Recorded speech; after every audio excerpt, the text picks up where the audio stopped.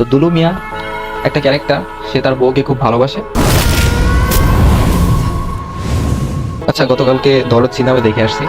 দরদের গল্পটা খুবই সিম্পল, 4 লাইনের গল্পটাকে টেনে টুনে বড় করা হয়েছে। তো মেকিংটা খুবই চমৎকার ছিল সবকিছুই। আচ্ছা, আমি গল্পটা ছোট করে বলি। গল্পটা হচ্ছে, একজন ছেলে একটা মেয়েকে প্রথম দেখাতেই খুব পছন্দ করে ফেলে এবং তাকে বিয়ের প্রস্তাব দেয় তার বাবার কাছে। অনেক কষ্টে মেয়েকে রাজি করায়, এরপর বিয়ে করে নেয়। ছেলেটি মেয়েটিকে সবসময় হাসি খুশি দেখতে চায়। বউয়ের মুখে হাসি ফোটানোর জন্য হাজারটা খুন করতে পারে। আমি দুলু মিয়া, আমার বউয়ের মুখে হাসি দেখার জন্য আমি হাজারটা খুন করতে পারি। শাকিব খান এরপর থেকে ডাবল রোল প্লে করে এবং ক্যারেক্টারটা খুবই রহস্যময়। তবে আপনার মনে একটা প্রশ্ন জাগবে যে আসলে অন্য কেউ খুন করে দুলু মিয়াকে ফাঁসাচ্ছে না তো? তুমি আমি বিশ্বাস করতে চাও না কেন বলো তো? তো সব মিলিয়ে আপনার সিনেমাটা বোরিং লাগবে না। অ্যাটলিস্ট মেকিংটা ভালো, কাজ ভালো। অনন্য মামুন বরাবরই ভালো কাজ করে। নবাব এলএলবি যে কাজটা করছে ওইটাও টপ নচ ছিল। এটা যে খুব অ্যাকশন সিনেমা বিষয়টা এমনও না।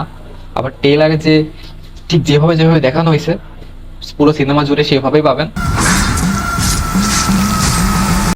দরদ এবং তুফান এই দুটোর মধ্যে তুলনা না করাটাই বেটার। তবুও যদি তুলনা করতে হয় সেক্ষেত্রে বলবো তুফানের যে অ্যাকশন সিনগুলো, যদি কেউ ন্যাচারালি অ্যাকশন সিন পছন্দ করে সেক্ষেত্রে তার তুফান একটা বেস্ট লাগবে।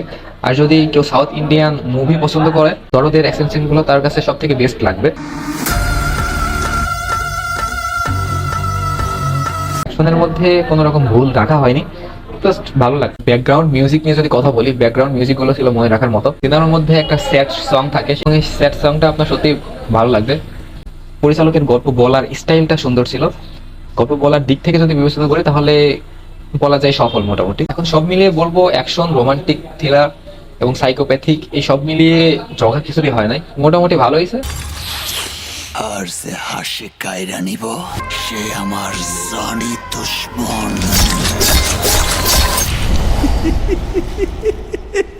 এখানে শুরু থেকে কিছু টুইস্ট রাখা হয়েছে। যদি আপনি সিনেমাটা আপনি বুঝতে চান তাহলে আপনাকে শুরু থেকে শেষ পর্যন্ত বসে থাকতে হবে সিনেমা হলে। আরেকটা বিষয় না বললে না, শাকিব খানের যে অ্যাক্টিং গুলো ছিল এই পুরো সিনেমা জুড়ে যতগুলো অ্যাক্টর ছিল তাদের সাথে যদি শাকিব খানের অ্যাক্টিং তুলনা করি সেক্ষেত্রে শাকিব খানের ধারের কাছেও নেই। তবে যে যার যার জায়গা থেকে ঠিক আছে। জান, স্যারেন্ডারি যখন করব তখন ভিলেন সেজে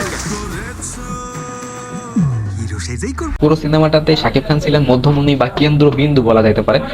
তো সেই শাকিব খান কেন্দ্রিকই হয়েছে। তার অ্যাকশন, তার অ্যাক্টিং পুরোপুরি টপ নচ ছিল। আর তুফানের সাথে যদি আমরা তুলনা করি, তুফানের সাথে তুলনা করা যাবেই না। তবে শাকিব খানের অ্যাক্টিং যদি তুফানের সাথে দরদের তুলনা করি, তুফানের অ্যাক্টিং এর থেকেও দরদ সিনেমার অ্যাক্টিং এ শাকিব খান একধাপ এগিয়ে রয়েছে। বাংলাদেশের ফিল্ম ইন্ডাস্ট্রি যে এতটা এগিয়ে যাচ্ছে এটা খুব প্রশংসনীয়। ঈদ ছাড়া যে সিনেমাটা রিলিজ করে এতটা হাইপ উঠাবে এটা তো কেউ কল্পনা করতে পারেনি। আর প্রচুর সমালোচনা হয়েছে এটা নিয়ে। আর সমালোচনা মানে হিট। তুফান নিয়ে আমরা পূর্বে দেখেছি, তুফান নিয়ে প্রচুর সমালোচনা হয়েছিল, দরদ নিয়েও অনেক সমালোচনা হয়েছে। দেখা যাক এটা কতদূর রান করতে পারে।